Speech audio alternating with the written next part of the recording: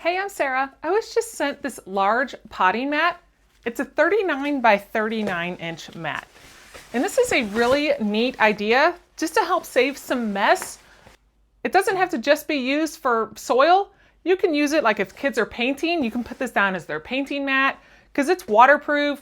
You got leak proof, all sorts of good stuff on this thing, stain proof.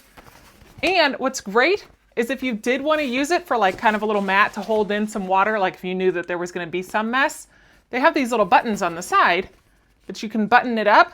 And when you button all four corners together, it will actually create a little square for you. So that way you have little edges so things don't pour out. It's got a nice soft silicone feel on the inside. And then the outside is a little bit rougher, but it still feels really nice and durable. So on here, you can just easily put your potted stuff and you can put your dirt on there.